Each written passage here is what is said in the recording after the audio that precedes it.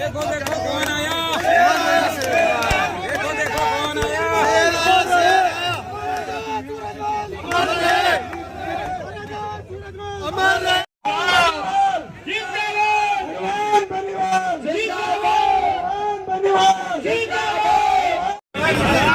जो भी लोग हैं या तो वो बैठ जाए और खड़ा रहना है तो मंच से नीचे आए। सभी साथी बैठ जाए, कोई भी खड़ा नहीं रहे। भरतपुर की फिर भी आपका इंतजार कर रहे हैं, ये बहुत बड़ी बात है।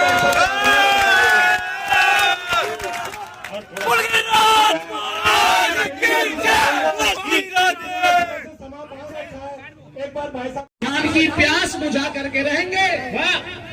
बरसों के बाद तमन्ना से उतरे हैं गहरे पानी में, अपने राजस्थान की प्यास बुझा करके रहेंगे। और जो सिर झुके तो नहीं, ना बीजेपी से ना कांग्रेस से, जो सिर झुके तो नहीं बल्कि दबाए जा रहे हैं। तो मैं जोरदार तालियां। मैं वैसे तो भाई साहब थक गए होंगे, लेकिन बड़े भाई हनुमान जी से कहूंगा 2 मिनट खड़े ही रहे मेरे साथ। 2 मिनट प्लीज बड़े भाई साहब।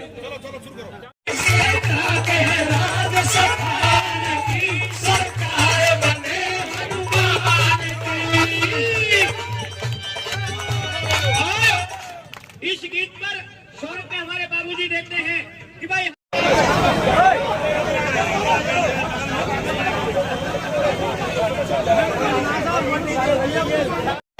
हनुमान भाई साहब आए मंच पर, और ये तो जनता आपकी बात को सुनना चाहती है, अपनी बात। धन्यवाद, हनुमान धन्यवाद। तो उसका विमोचन आपसे कराना चाहते हैं। एक बार भाई साहब ने क्या रखा। भरतपुर के अंदर 7 घंटे देरी से आया हूँ, इसके लिए क्षमा प्रार्थी हूँ।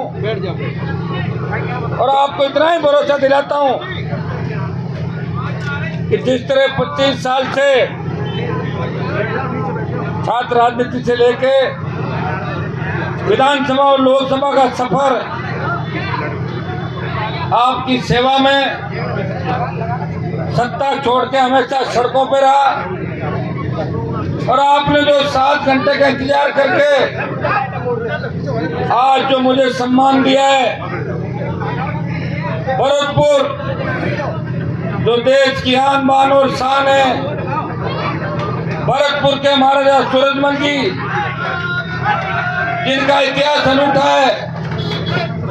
अगर दिल्ली के दरवाजे कोई लाया और दिल्ली सल्तनत अगर हमेशा थर थर कांपती रही, वो भरतपुर के वीरों के नाम से दिल्ली के छक्के छूट जाते थे। इतना ही विश्वास आपको दिलाता हूँ। आपने मेरे लिए 7 घंटे इंतजार किया, आवश्यकता पड़ी तो भरतपुर के सम्मान के लिए, किसान कौम के सम्मान के लिए और अपने समाज के सम्मान के लिए हमेशा हनुमान बेनीवाल आपके बीच इंतजार, जहाँ भी जरूरत पड़ेगी इंतजार करता हुआ मिलेगा, हमेशा खड़ा हुआ मिलेगा। दो तीन जोरदार जयकारों के साथ अपनी बात शुरू करूंगा। मैं महाराजा सूरजमल अमर रहे 2-3 नारे लगाऊंगा। महाराजा सूरजमल अमर रहे, महाराजा सूरजमल अमर रहे। आज का जो कार्यक्रम है, भरतपुर के अंदर में कोई नया नहीं हूँ। जब मैं विश्वविद्यालय कॉलेज की राजनीति करता था तो आज मेरे साथ मंच में करीब आधा दर्जन वो मेरे भाई खड़े हैं जो विश्वविद्यालय और कॉलेज के अंदर मेरे लिए वोट मांगते थे। 25 साल बाद ये पूरी टीम मजबूती के साथ खड़ी है। भरतपुर का हमेशा सहयोग मेरे साथ रहा। हर विकट परिस्थिति के अंदर, चाहे मैं नागौर से चुनाव लड़ता था, चाहे निर्दलीय चुनाव लड़ा, पार्टियों से लड़ा, भरतपुर के किसान के बेटे हनुमान बेनीवाल की मदद करने नागौर की धरती पे हमेशा मिलते थे। पूरे समय चुनाव के अंदर रहते थे। आपका बहुत बड़ा ऋण मेरे ऊपर है। इस समाज और किसान कौम के ऊपर है। ये महाराजा सूरजमल जी की पावन धरती है, लेकिन जो हमारा राजनीतिक वजूद राजस्थान के अंदर होना चाहिए था, वो राजनीतिक वजूद धीरे धीरे किसान कौम का खत्म होता जा रहा है। इसका सबसे बड़ा कारण हमारे लोगों ने अपनी ताकत को पहचानना छोड़ दिया और घुटने टेकना सीख लिया। वो सत्ता के साथ मिलके आगे बढ़ना चाहते हैं, सत्ता का विरोध करना छोड़ दिया, इसलिए हम धीरे धीरे कमजोर पड़ गए। भाइयों, जब पानीपत मूवी आई थी और पानीपत मूवी के अंदर जिस तरह महाराज सूरजमल जी के जो दृश्य दिखाए गए, उससे हनुमान बेनीवाल ने लोकसभा के अंदर उस मूवी के सड़कों को जाम कर देगी और 2 ही दिन के अंदर पानीपत मूवी बैन करने की बात हो गई थी। सारे दृश्य हटे और आपकी बात रही। दुर्भाग्य से हम जिस इलाके से आते हैं, हमारे समाज को तो प्रदेश और केंद्र में दोनों जगह आरक्षण है, लेकिन भरतपुर धौलपुर के जाटों को आज भी 9 हमारे राज्यों के साथ छोड़ दिया जब केंद्र के अंदर आरक्षण नहीं है। मैं आपको विश्वास दिलाता हूँ कि जाट समाज के साथ साथ मीणा, गुर्जर, यादव, मुस्लिम, मेघवाल, माली, तमाम जातियों के लिए, ब्राह्मण, बनिया के गरीब बच्चों के लिए आर्थिक आधार पर आरक्षण की अगर हर कौम की किसी ने बात करी तो नागौर के सांसद ने दिल्ली की सबसे बड़ी पंचायत के अंदर मजबूती से आपकी पैरोकारी करी। ERCP जो आपके 13 जिलों की जीवन रेखा बन सकती है, अगर ERCP का मामला 1 दर्जन बार अगर लोकसभा के अंदर किसी ने उठाया तो नागौर के सांसद ने ERCP का मामला 1 दर्जन बार उठाया। अब लोकसभा का विशेष सत्र चलेगा। मैं विश्वास दिलाता हूँ कि लोकसभा के विशेष सत्र में भी ERCP की गूंज इस देश की सबसे बड़ी पंचायत के अंदर रहेगी। भाइयों, भरतपुर के वीरों ने हमेशा इस इतिहास को जिंदा रखा। अगर राजस्थान से भरतपुर को निकाल दें तो आधा इतिहास राजस्थान का खत्म हो जाएगा, बचा ही नहीं इतिहास राजस्थान। तो हमें गर्व है, लेकिन हम ये भी चाहते हैं जिस तरह भरतपुर के राजा महाराजाओं के इतिहास से पन्नों अटे पड़े थे, उसी तरह हम चाहते हैं कि भरतपुर के वर्तमान नेताओं की गूंज भी राजस्थान के अंदर है, लेकिन अभी गूंज कमजोर होती दिखाई दे रही है। आप देख रहे हो कि वो गूंज भरतपुर तक ही दबके रह जाती है, तो प्रदेश के अंदर उनकी गूंज नहीं है। कि हम उनकी ताकतों को याद दिलाए गए हैं। उनके कहना चाहेंगे कि कौम, किसान और यहाँ के लोग मरने मारने के लिए तैयार जिन लोगों के लिए होते थे, आज अगर हमारे लोगों को छोड़ दोगे तो इनका धनी धोरी कौन होगा। मैं आपको विश्वास दिलाता हूँ, मुझे भरतपुर की किसी सीट से चुनाव नहीं लड़ना। मैं आपको विश्वास दिलाता हूँ कि मैं राजस्थान को बचाने के लिए पूरी ताकत के साथ लड़ाई लड़ूंगा। मैं हमेशा अन्याय के खिलाफ लड़ता हुआ आपको नजर आता हूँ, सड़कों से लेके सदन तक, चाहे राजस्थान की विधानसभा हो, कांग्रेस और भारतीय जनता पार्टी ने हाथ मिला लेती है। आप घोटाले उठा के देखिए, महेश जोशी के बेटे का जब नाम आता है या कांग्रेस के तथाकथित उन 6 मंत्रियों और विधायकों के बेटे कोई बलात्कार की घटना में होते हैं, कोई मर्डर करते हैं, उनके परिवारों का नाम आता है तो राष्ट्रीय लोकतांत्रिक पार्टी अकेली है तो लड़ाई लड़ती है और पीड़ित को न्याय दिलाती है, तो भारतीय जनता पार्टी के मुंह पर ताला पड़ जाता है। विधानसभा के अंदर मेरे तीनों विधायक इस प्रदेश की, चाहे पेपर लीक की घटनाएं हो, चाहे प्रदेश के अंदर बढ़ते अपराध हो, हमेशा पुरजोर तरीके से प्रदेश को बचाने का काम किया। प्रदेश को जिस तरह बजरी माफिया ने अपनी जेब में रख लिया, कांग्रेस और भारतीय जनता पार्टी उसकी जेब में थी और जेब में लेकर घूम रहा था, उस बजरी माफिया की दरिया समेटने का काम किसी ने किया तो नागौर के सांसद ने उस बजरी माफिया को उसका रास्ता दिखाया। मैं विश्वास दिलाता हूँ कि अगर आप मुझे और ताकत दोगे, वो दिन दूर नहीं जब राजस्थान की सत्ता पर आपका कब्जा होगा, तब इस प्रदेश के अंदर कोई भूखा नहीं सोएगा, कर्जे के बोझ के तले कोई किसान आत्महत्या नहीं करेगा, किसी नौजवान के हाथ में कट्टा पिस्टल और वो नशे का आदी नहीं होगा, बदमाशी नहीं करेगा, उसको रोजगार मिलेगा, किसान बेमुक्त भ्रष्टाचार मुक्त राजस्थान होगा। हमारी बेटियां रात को 12 बजे भी सड़क पर निकले, मजा ले कोई सामने देख ले, वो ऐसे घूमेगी जैसे घर के आंगन के अंदर घूम रही है। ऐसा राजस्थान अगर होगा वो जब होगा जब कांग्रेस को भारतीय जनता पार्टी मुक्त राजस्थान होगा। भाइयों, मिलाजुली का खेल जो है चल रहा है और जिस तरह भरतपुर के विधायकों की लूट की कहानी पूरा राजस्थान रोज पढ़ता है। या तो हम लूट की कहानियां बचपन में पढ़ा करते थे और या भरतपुर के विधायकों की लूट की कहानियां अब पढ़ने को मिल रही है। गहलोत जी ने पूरी सरकार को लूट की छूट दे दी और ये कह दिया कि कुछ भी करो लेकिन मेरी सरकार नहीं गिरनी चाहिए। बीच में सचिन पायलट आए, बड़ी उम्मीद जगी थी कि पायलट कुछ करेंगे, मेरे से अच्छे संबंध थे उनके, मेरे कह रहे थे हनुमान जी मिलके करेंगे, फिर कहने लगे कि मैं जल्दी मुख्यमंत्री बन रहा हूँ और आपको कॉफी पिलाऊंगा सीएम हाउस के अंदर। वो कॉफी तो अधूरी रह गई, अब तो आचार संहिता लगने वाली। अगर वो मेरे साथ आ जाते तो पूर्वी राजस्थान का ये इलाका मजबूत हो जाता। पश्चिम राजस्थान शेखावाटी और बीकानेर डिवीजन के अंदर कांग्रेस और भारतीय जनता पार्टी का राष्ट्रीय लोकतांत्रिक पार्टी छुपड़ा साफ कर देगी। ये जो राजस्थान का जवान जिन्होंने ठान ली है कि मैं इस बार दोनों पार्टियों को घर बिठाना। भाइयों, नया वोट जो जुड़ा राजस्थान में उसकी संख्या 60 लाख से लेकर 80 लाख है और 60 लाख से 80 लाख जो वोट देने के लिए बूथ पे जाएगा वो एक ही चीज देखेगा, मुझे ऐसा राजस्थान चाहिए जहाँ बेरोजगारी नहीं हो, टोल नहीं देना पड़े, अपराध नहीं हो, गुंडागर्दी नहीं हो, हमें किसान को बिजली मिले, कर्ज मुक्त किसान हो। तो पहला वोट उसका जाएगा, वो चाहेगा कि मेरा पहला वोट किसी ईमानदार पार्टी को जाए जो नौजवान के लिए लड़ रही है, जो किसान के लिए लड़ रही है, जो दलित अल्पसंख्यक के लिए लड़ रही है, जो भाईचारे की बात करती है। अभी नूह के अंदर जो मामले हुए थे, हमारे लोगों ने, हमने अपील करी और हमारे लोगों ने उस बात को आगे नहीं बढ़ने दिया। हर नौजवान चाहेगा कि हमें शांत राजस्थान मिले, हमें ऐसा राजस्थान मिले जो हमारे सपनों का राजस्थान हुआ करता था। इसलिए पहला वोट वो नौजवान राष्ट्रीय लोकतांत्रिक को वोट करेगा, राष्ट्रीय लोकतांत्रिक पार्टी को वोट करेगा। ये आरएलपी आपकी पार्टी, ये पार्टी नहीं, ये परिवार है। 70 साल में बड़े बड़े नेता हुए आपके भरतपुर में के अंदर, तो हमने हमेशा नारे ही भरतपुर वालों को लगाए पूरे जीवन। आपको पता है सारा सब लोगों ने, राजस्थान वालों ने, देश के लोगों ने, लेकिन अपनी पार्टियां बना के लंबे समय तक इस प्रदेश में किसान नेता नहीं चल पाए।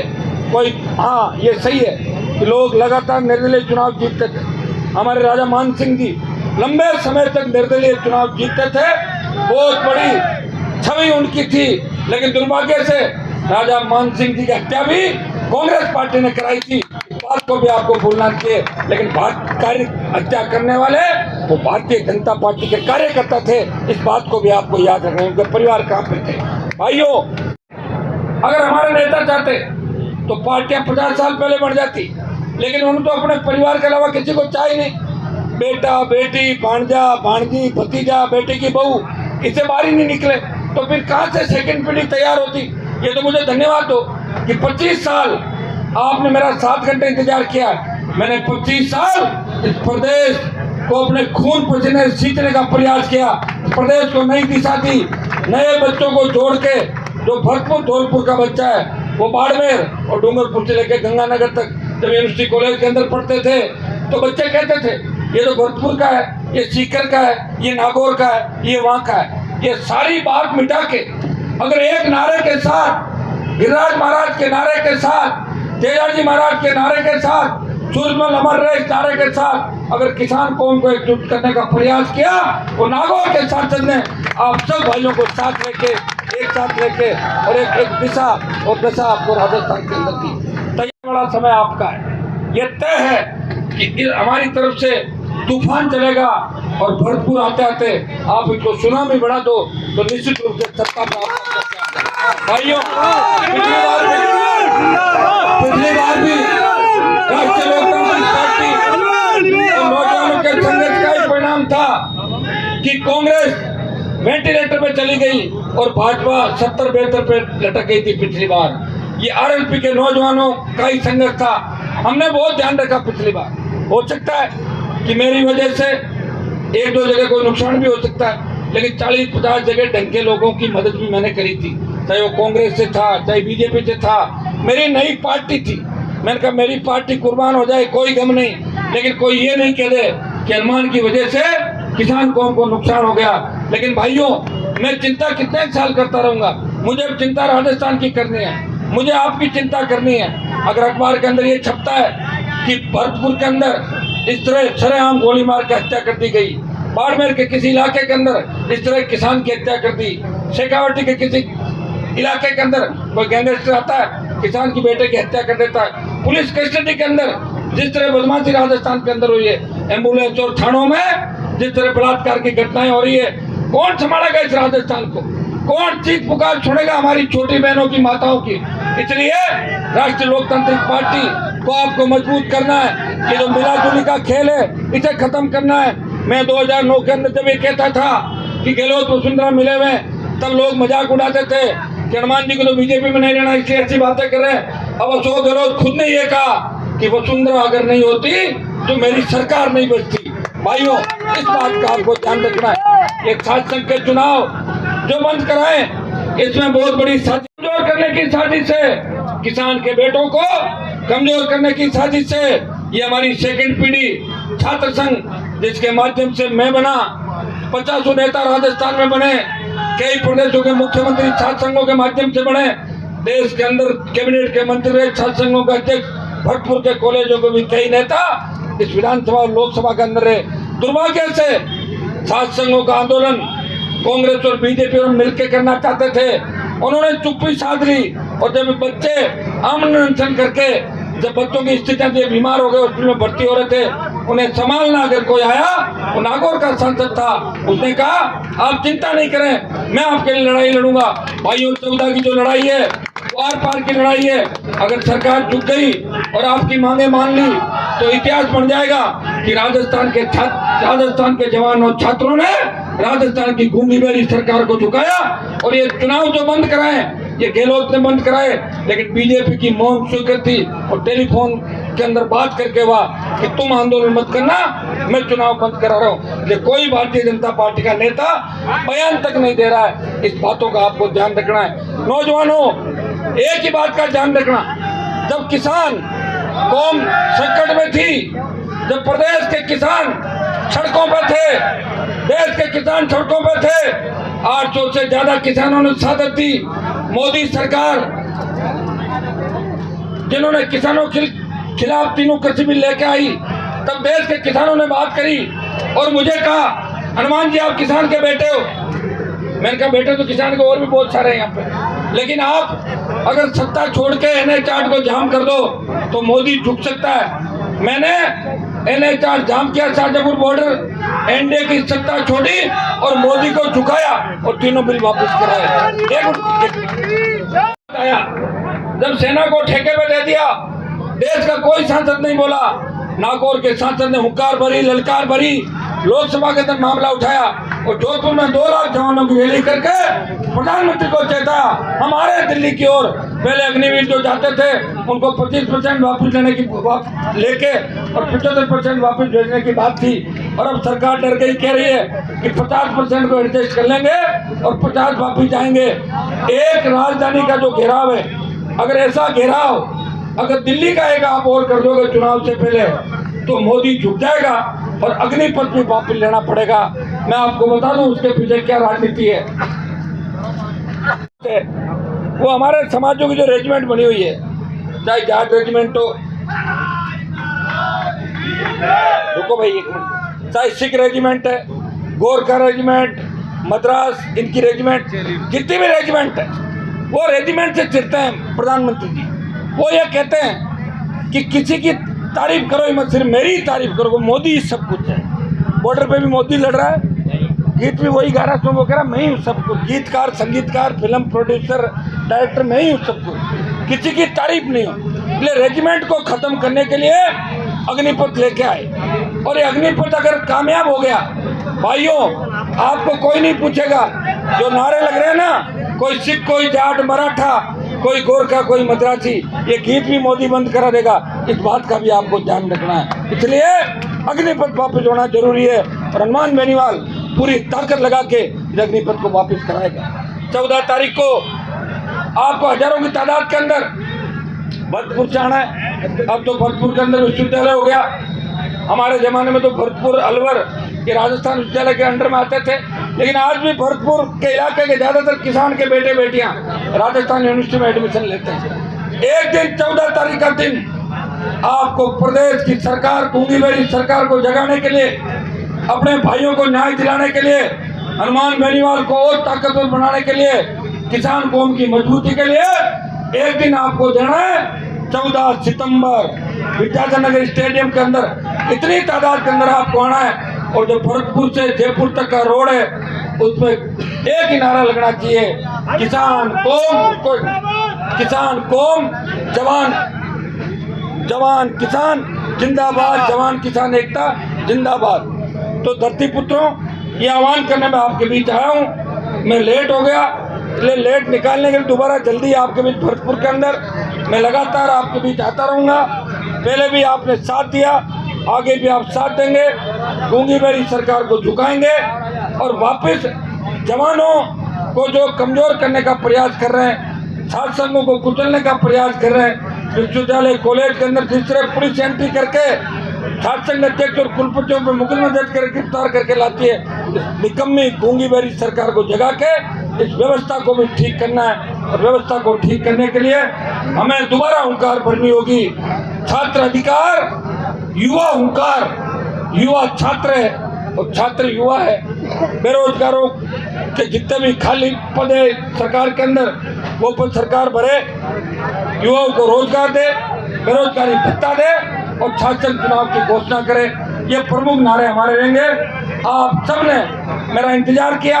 मैं विश्वास दिलाता हूँ कि विधानसभा के चुनाव भी सामने, इस बार भरतपुर से सुनामी आनी चाहिए, इसका भी मैं कमिटमेंट लेने आपके बीच आया हूँ।